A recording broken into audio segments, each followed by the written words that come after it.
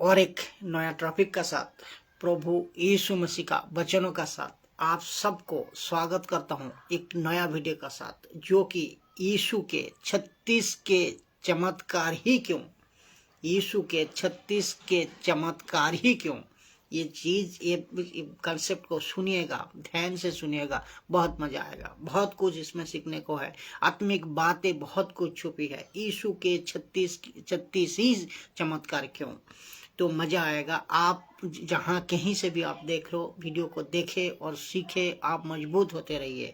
जानते ही परमेश्वर, क्या आप जानते हैं परमेश्वर का सब नंबरों में से विशेष कुछ नंबर है, विशेष कर को ये 2 नंबर को जो बाइबल ज्यादातर इस्तेमाल किया, बाइबल ज्यादातर इसको दर्शाया, या ज्यादातर आपको पढ़ने में मिला, मुझे पढ़ने में मिला।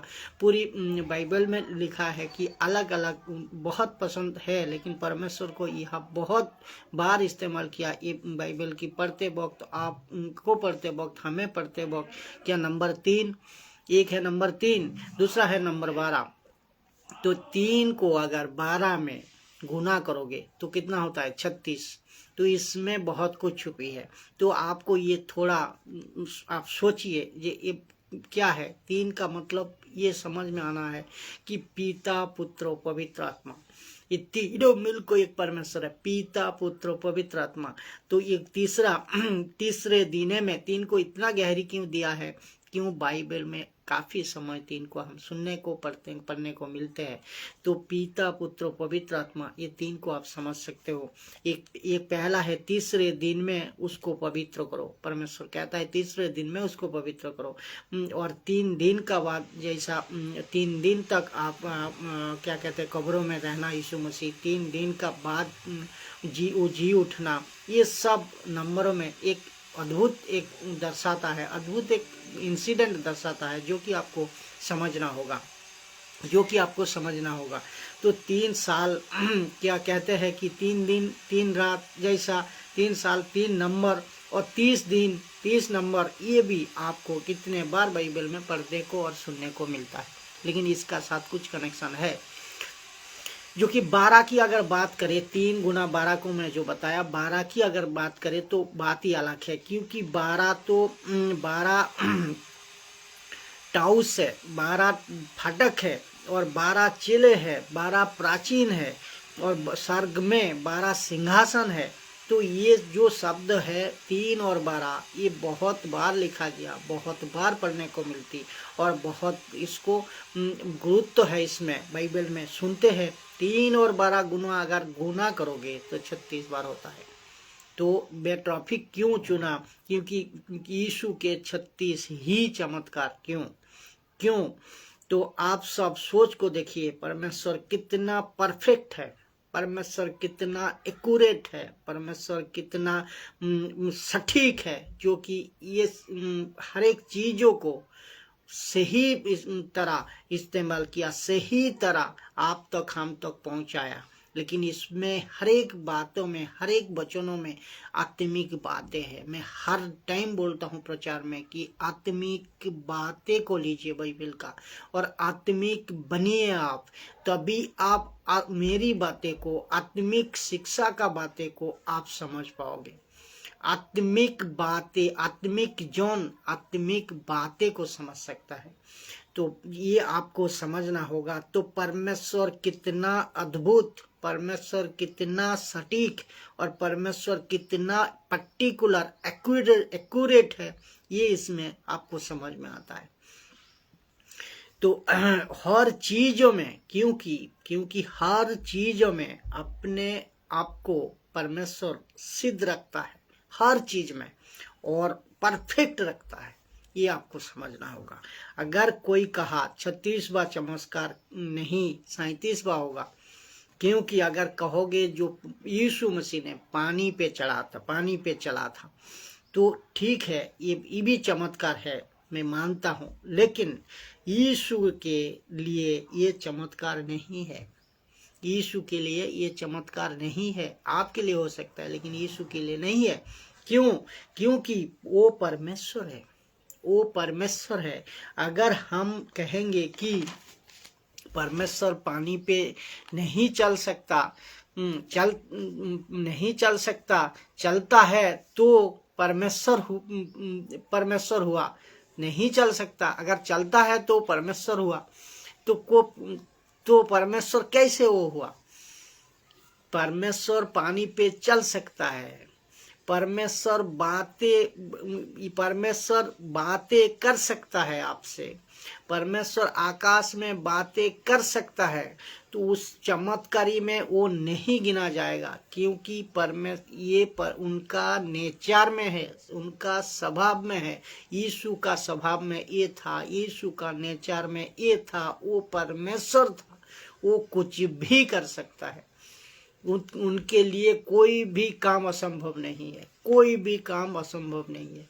तो पानी पे चलना क्या बात है? तो ये चमत्कारी में नहीं गिलेंगे। इसी वजह से 36 बार चमत्कार को लिखा है कि 36 बार चमत्कार, 36 की चमत्कारी क्यों यीशु के, ये हमें देखना है। यीशु का 36 का चमत्कार को आज चारों हिसाब में, अगर चारों तरफ से बोलो तो चारों हिसाब में अगर बांट सकते हो इसको। पहला हिस्सा होगा प्रकृति की चमत्कार, नेचुरल मिरेकल, जो कि तूफानों को शांत करना, और पेड़ को सर्प देना, पेड़ पौधे को सर्प देना, श्राप देना, और मछलियों को पकड़ना। तो ये कहते हैं प्राकृतिक चमत्कार। दूसरे चमत्कार में आएंगे शारीरिक चमत्कार, जो कि अंधे को, लंगड़े को, और जो को बहरे को, और क्या कहते हैं कोड़ियों को ठीक करना, ये हुआ शारीरिक चमत्कार। तीसरा है दुष्ट आत्मा को निकालना, शैतान को निकालना, दुष्ट आत्मा को निकालना। तो चौथा है मुर्दे को जिंदा करना। चारों हिस्सों में अगर बांटोगे, यीशु के 36वें चमत्कार को आप 4 हिस्सा में बांट सकते हो, और ये 4 का अलावा 4 का बाद दूसरा कोई हिस्सा, पांचवा कोई चमत्कारी का हिस्सा नहीं आएगा, नहीं है। ये अद्भुत है, ये आपको समझना होगा कि 5वां हिस्सा नहीं मिलेगा। क्या अद्भुत है, क्या सटीक है परमेश्वर। और इसमें बहुत कुछ सीख रहा है आप, इसमें बहुत कुछ मैं सीख रहा हूँ, इसमें आप बहुत कुछ आत्मिक बातें को सीख पा रहे हो। तो जब प्रश्न उठता है यीशु ने इतने चमत्कार क्यों किया था, अब प्रश्न आता है यीशु ने इतने चमत्कार क्यों किया था, तो आपको अब कुछ लोगों की जो मिनिस्ट्री है ना, आज का जो सदी में 21वीं सदी में कुछ लोगों की जो मिनिस्ट्री है, क्या बताओ, सब चमत्कार हो रहा है, और लोग पीछे लाइन लगाकर खड़े हैं। ताज्जुब हो रहा है, लेकिन ना उन दास को पता हो रहा है, ना उन दासी को पता हो रहा है, ना उन पास्टर बिशप को पता हो रहा है। मैं बताऊंगा नीचे वो ऐसे क्योंकि हो रहा है कि किसी को कोई लेना देना नहीं है यीशु से, किसी को कोई लेना देना नहीं है यीशु का वचनों से। दुख की ये लाइन, खुद की लाइन में, भीड़ में लगा है। तो आपको याद होगा, मैं बताऊँ आपको याद होगा, यीशु मसीह ने जब अपने चेले को पूछा, कौन सा, मत्ती 16 अध्याय 13 नंबर वचन में, कि मैं बताओ लोग मेरे बारे में, यीशु कह रहा है चेलों को, बताओ लोग मेरे बारे में क्या कहते हैं, क्या कहते हैं। तब चेलों ने कहा, कोई आपको जॉन बैप्टिस्ट कहता है, कोई आपको कहता है यूहन्ना सुसमाचार सुनाने वाला, कोई कहता है आपको एलिया हो, कोई कहता है आपको जरमाया हो, कोई कहता है आपको प्रॉफिट हो। ये बात को आप ध्यान कीजिए, प्रॉफिट हो। तो 4 कैटेगरी में बांट दिया गया है यीशु को। आप समझिए, 2 मिनट के लिए समझिए। तब यीशु का माथा चकराया होगा, यीशु को लग रहा होगा मैं यहाँ सेवा कर रहा हूँ, मैं यहाँ सुसमाचार सुना रहा हूँ, मैं यहाँ काम कर रहा हूँ, और मुझे इन लोगों ने चारों हिस्सा में बांट दिया। तब जाको यीशु ने पीटर को पूछा तू क्या कहते हैं। पीटर को पूछा तू क्या कहते हैं। पीटर को जवाब पे पीटर शब्दों की एक ही शब्दों, तो वो तो शुक्र करो कि पीटर का जवान से एक शब्द परमेश्वर का आत्मा, पवित्र आत्मा डाल दी थी। तो शुक्र करो, आपको शुक्र होना चाहिए, क्योंकि आत्मा पीटर को जवान पे एक शब्द डाली कि तू मसीहा है, तू क्रिस्तुस है, तू मसीहा है, परमेश्वर की अभिषेकित मसीहा है, परमेश्वर का अभिषेक करने वाला मसीहा है, परमेश्वर जिसको अभिषेक कर को भेजा है, तू वही मसीहा है। वो तो शुक्र करो, पवित्र आत्मा का अगुवाई से पतरस का जवान से निकला हुआ शब्द, तो परमेश्वर के अभिषेकित तू मसीहा है। वैसे ही बहुत सारे लोगों ने यीशु की चारों किताबों में से कुछ टुकड़े, कुछ अध्याय उठाकर उसको मिनिस्ट्री बना दिए। आज का सेवक ने, आज का कलीसिया ने, आज का दासदासी ने मिनिस्ट्री बना दी है, जो कि कोई कहते हैं मिराकल की मिनिस्ट्री है, कोई कहते हैं आशीष की मिनिस्ट्री है, कोई कहता है ब्लेसिंग की मिनिस्ट्री है, कोई कहते हैं मोटिवेशन मिनिस्ट्री है, और ना जाने क्या क्या मिनिस्ट्री बना दी है अपने अपने तरीका से। और जो असली मकसद है, इसी पे ही तो गौर करना है हमें, इसी पे तो हमें चलना है। लेकिन जो असली मकसद है था, उसको नहीं कहीं उठाया, वो असली मकसद को प्रचार में नहीं लाया, असली मकसद को उन्होंने नहीं लिया। कुछ पास्टर ने, कुछ सेवकों ने, कुछ संस्था ने, कुछ दासदासी ने कुछ टुकड़ों को लिया और मिनिस्ट्री घोषित कर दिया और मिनिस्ट्री बना देते हैं। लेकिन प्रश्न उठता है, असली मकसद कहाँ है? असली मकसद कहाँ है? यीशु की चमत्कारी क्यों यीशु का किया था, और इसका कारण क्या था? ये असली मकसद क्यों नहीं है? तो आपको ये समझना होगा। लेकिन प्रश्न उठता है, असली मकसद कहाँ है? तो यीशु के इतने चमत्कार क्यों? वो इसीलिए है कि पहला करंथियों 1 अध्याय 22 वचन को अगर देखोगे, यहूदी तो चिन्ह चाहते हैं। पौलुस कहता है यहूदी तो चिन्ह चाहते हैं, यहूदी तो चिन्ह चाहते हैं, यहूदी को चमत्कार चाहते हैं। जो यहूदी लोग थे वो चिन्ह चाहते हैं और चमत्कार चाहते हैं। आपको याद करना है, जब मूसा गया लोगों ने पूछा, और मूसा खुद भी पूछा, किससे? परमेश्वर से। जो 6000 लोगों का पास 6000 लोगों को जब मूसा को पूछेगा, 6000 लोग ने जब मूसा को पूछेगा, किसने भेजा तुझे मूसा? तब परमेश्वर कहते हैं मूसा को कि कुछ चिन्ह दिखा देना। उस वक्त से अभी तक और यीशु तक यही सिलसिला चलते आ रहा है, यही सिलसिला चले आ रहा है। जहाँ चमत्कारी है वहाँ नमस्कार है, जहाँ चमत्कारी है वही नमस्कार है। लेकिन जब ये वाला चमत्कार, ये चमत्कार का चक्कर चल रहा है उसी दिन से, जिसके चलते जब तक चिन्ह ना देखे उनके यकीन नहीं होता था कि पौलुस कहते हैं यहूदी तो चमत्कार चाहते हैं, यहूदी तो चिन्ह चाहते हैं। मत्ती 8:16 को देखिए, मत्ती 8:16 या 17 दोनों बच्चों को देखेंगे। जब संध्या हुई तब वे उसके पास बहुत से लोग को लाया, और जिनमें दुष्ट आत्माएं थी, और उन आत्माओं को अपने वचन से निकाला। कौन? यीशु अपने वचन से निकाला उन दुष्ट आत्मा को। और पढ़ी और देखता हूँ, और सब बीमारियों को चंगा किया। कौन? यीशु ने।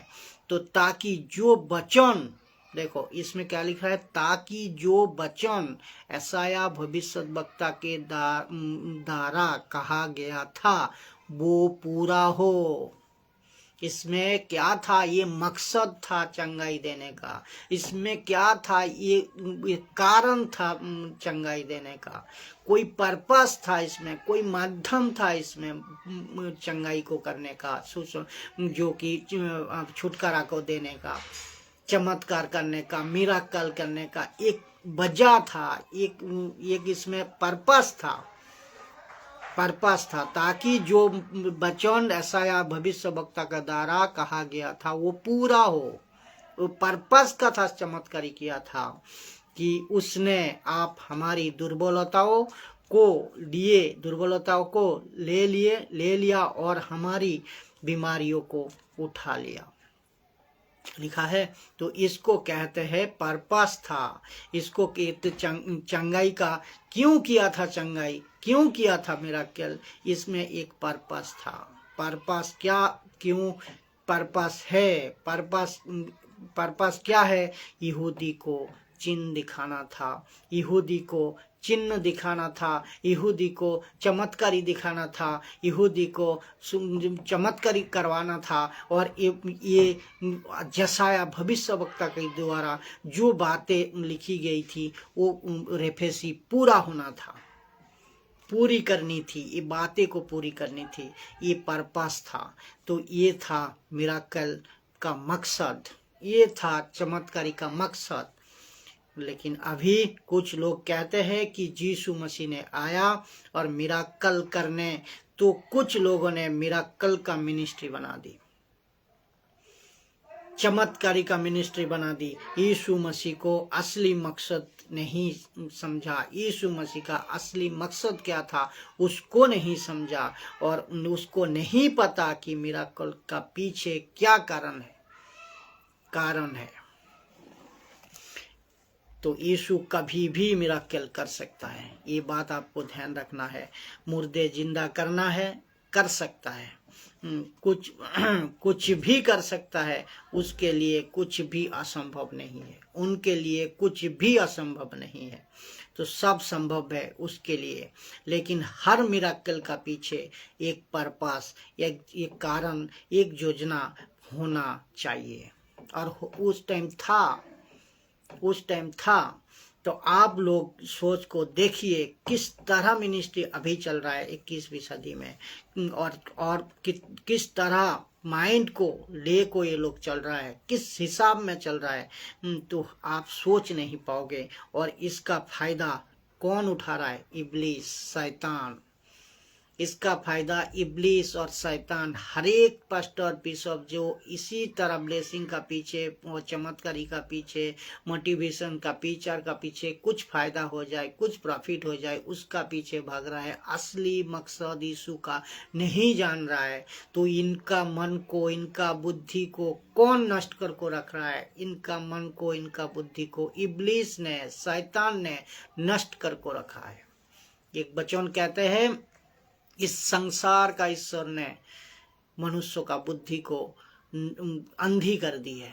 तो अंधी का जैसा, अंधा जैसा चल रहा है। और अंधा अगर किसी अंधे को पथ दिखाए तो दोनों गड्ढे में गिरेगा, ये भी लिखा है। तो आपको समझना चाहिए। मैं और बताऊंगा, इसमें जोर से आऊंगा, ये वचन को आपको समझना होगा।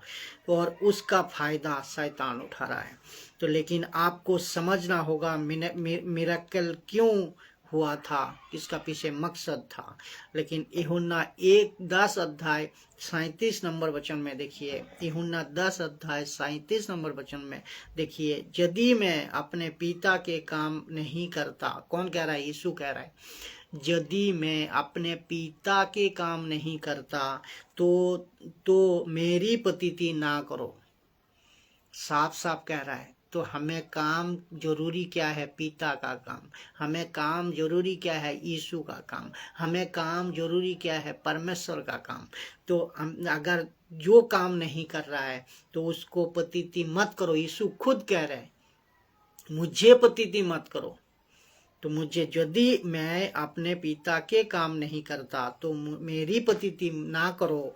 इसी वचन यूहन्ना 10:38 में लिखा है, यदि मैं करता हूँ, यदि काम भी करता हूँ तो भी मेरी पतिति भी ना करो। तो भी बोलो तो आप काम भी अगर यीशु काम किया, ये आप सब जानते हैं। यीशु सब कुछ किया, ये आप सब जानते हैं।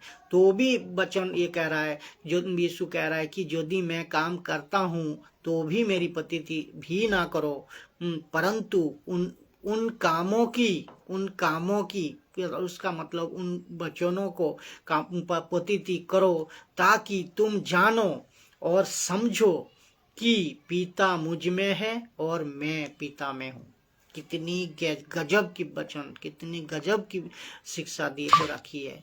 तो आपको ये समझना होगा, आप अगर यीशु का वचन को माना, आप अगर यीशु का शिक्षा को माना, आप अगर यीशु का वचन को ऊंचा उठाकर रखा, यीशु का वचनों का द्वारा जिंदगी बिताया, तो आप यीशु को नहीं पिता को भी माना। यीशु ये कहता है, मैं उनका अगर काम करूं पिता का, तो मैं उनमें और परमेश्वर मुझ में, ये दोनों है। तो आपको समझना होगा। तो परंतु उन कामों को तू प्रतीति करो, उन वचनों को मानो, उन वचनों का द्वारा जिंदगी को बिताओ, मतलब वचनों का द्वारा शिक्षा को दो, वचनों का द्वारा आचर्य को चलाओ, वचनों को ऊंचा रख को सब कुछ काम करो, ताकि तुम जानो और समझो। तो आपको जानना भी है, समझना भी है, बच्चों को सीखना भी है। सिर्फ और सिर्फ ब्लेसिंग और मिराकल का पीछे मत भागिए। सीखो कि पिता मुझ में है और मैं पिता में हूँ। कितना गजब की लाइन है। तो यीशु कहते हैं, चमत्कार देख कर और मुझे विश्वास कर। यीशु इसी वजह से कहता है, यीशु कहते हैं कि चमत्कार को देख और मुझे विश्वास करो। और वो उस वक्त के लिए है। तो यीशु कहता था उस वक्त के लिए, कि वो एक पर्पस था, वो एक कारण था। वो ये यशायाह का जो भविष्य वक्ता का द्वारा लिखा गया था, उसको पूरा करनी थी। और यहूदी लोग चिन्ह चाहते थे, यहूदी लोग चमत्कार चाहते थे। पौलुस ये कहते हैं, तो वो उस वक्त के लिए था, लेकिन वो उस वक्त के लिए था कि मुझे चमत्कार तू देख और मुझे विश्वास कर। यीशु कह रहा था, तो मैं चमत्कार का खिलाफ नहीं हूँ। मैं जो प्रचार कर रहा हूँ, ये मैं चमत्कार का पीछे नहीं हूँ, चमत्कार का खिलाफ में नहीं हूँ। मैं चमत्कार का खिलाफ नहीं हूँ। मैं साफ बता रहा हूँ, अगर यीशु मसीह को अभी कई मुर्दा को जिंदा करवाना है, कई मुर्दे को जिंदा करवाना है, तो उनके कारण से, उनका हाथ से, किसी का भी हाथ से करवाना है तो करने दीजिए। आपको हाथ से किसी को ठीक करवाना है तो चाहता है यीशु, तो करवा सकता है, करवाने दे, करवा सकता है। क्यों करवाने दीजिए, क्यों मुझे कोई दिक्कत नहीं, इसमें कोई दिक्कत नहीं। लेकिन एक बात में आपको दिक्कत नहीं है, लेकिन यीशु को चमत्कार को मिनिस्ट्री का जरिया बनाकर, कि देखो ऐसा वहाँ हुआ था, बाइबल में उसी वक्त हुआ था, आज भी होगा, ये गलत है। मेरा मकसद कहने का यही है कि यही हुआ था, आज क्यों नहीं होगा, ये चमत्कार आज भी होगा, तो ये गलत हो जाएगा। क्योंकि अब कोई भी चमत्कार, कोई भी आशीष परमेश्वर के मर्जी के बगैर कभी नहीं होती है। ये बात को आप ध्यान रखिए। कोई भी चमत्कार, कोई भी आशीष परमेश्वर का बगैर, मर्जी के बगैर कभी नहीं होती है। ये पर्पस था यीशु का स्टेटमेंट। और एक वचन देखिए यीशु का स्टेटमेंट, यूहन्ना का 4:48 नंबर वचन। यीशु ने उससे कहा, जब तक तुम चिन्ह और अद्भुत काम ना देखोगे, तब तक कदापि विश्वास ना करोगे। यीशु ये कहता है कि यीशु को पता चला था यीशु कहते हैं मसीह ये बात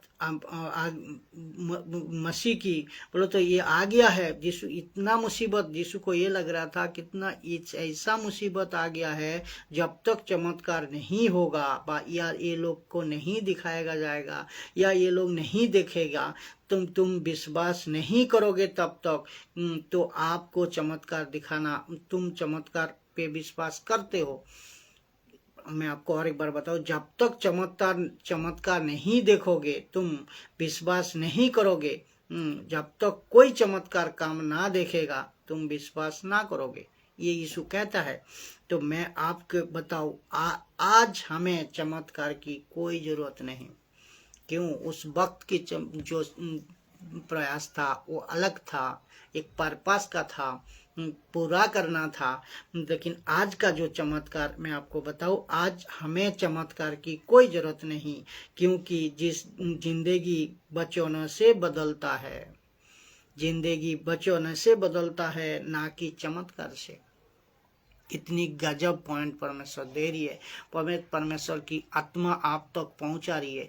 जो देख रहे हो मुझे, जहां कहीं से भी देख रहे हो, चैनल को सब्सक्राइब करें और आप लोग प्रभु में और मजबूत होए और वचनों का साथ आत्मिक बातें को सीखे, अपने परिवार को बचाए, अपने देश, अपने विदेश, आत्मीय स्वजन, हर एक किसी को प्रभु का वचन सुनाए। आप मजबूत होइए और हर एक परिवार का सदस्यों को मजबूत करिए।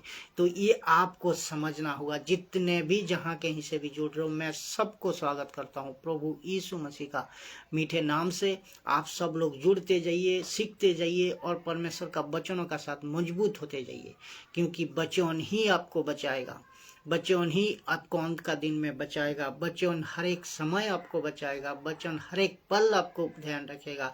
अगर वचन को आपने ऊंचा किया, आपका नामों से ऊंचा किया। एक वचन परमेश्वर कहते हैं, मेरे बड़े नामों से तूने, लिखा है, तूने मेरी बड़े नामों से भी ऊंचा वचनों को स्थान दिया, वचनों को अधिक, वचनों को ज्यादा, वचनों को इम्पोर्टेंट इतने ज्यादा दिया। तो आपका नाम से भी ऊंचा परमेश्वर का वचन को रखिए, तो आप सब फलों में आप प्राप्त करोगे।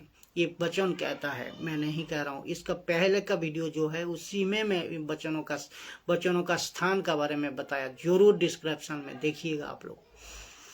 तो यहाँ लिखा क्या है, तो आपको दिखाता हूँ। मैं आपको बताऊं कि आज हमें चमत्कार की जरूरत नहीं है, क्योंकि जिंदगी वचनों से बदलती है, ना कि चमत्कार से। जिंदगी बदलेगा आपकी परमेश्वर की वचनों से, चमत्कारी से नहीं। ये आपको ध्यान रखना है। तो इतना अद्भुत है ना, ये कितने अद्भुत बातें कह रहा है पवित्र आत्मा ने। उसको कहते हैं कि आत्मिक बातें। मैं इसीलिए हर एक प्रचार में कहता हूँ, जो खुराक, जो वचन मैं आपको पहुंचाना चाहता हूँ, ये हमारी बातें नहीं है, ये परमेश्वर की बातें है। ये हम नहीं बोल रहा हूँ, परमेश्वर की पवित्र आत्मा ने मुझे मेरी द्वारा बुलवा रही है। आंखें खोलिए आप। मैं समझता हूँ पूरी मानव जाति आंखें को खोले और समझ पाए और सीखने पाए और जानने पाए। ठोकर ना खाइए, सही शिक्षा में आइए, ठोकर कभी नहीं खाओगे। इसीलिए प्रभु कहता है, जीवन सत्य मार्ग मैं ही हूँ। अगर तू सत्य को जान लिया, अगर कोई व्यक्ति, कोई मनुष्य सत्य को जान लिया, तो कभी स्वतंत्र हो जाएगा, वो कभी ठोकर नहीं खाएगा। यही तो प्रयास वचनों का है, यही तो है आप तक पहुंचने का। तो यही वचन प्रभु ने पहुंचा रहा है। तो इसको गौर से सुनिए और गौर से अपने जिंदगी में उतारिए। तो अद्भुत है ना। किसको कहते हैं? इसको कहते हैं आत्मिक बातें। इसको कहते हैं वचनों का सही, बाइबल का सही वचन और सही शिक्षा। रिपीट करता हूँ, वचन जिंदगी बदलता है, वचन ही जिंदगी बदलता है, ना कि चमत्कार। तो चमत्कार का पीछे मत भागिए, चमत्कार होते रहेंगे। आशीषे होते रहेंगे, आश्चर्य कर्म होते रहेंगे, लेकिन अगर आपका कैंसर, आप एक एग्जाम्पल देता हूँ, अगर आपका कैंसर ठीक हो गया लेकिन जिंदगी नहीं बचा, जिंदगी नहीं बची, तो फायदा क्या?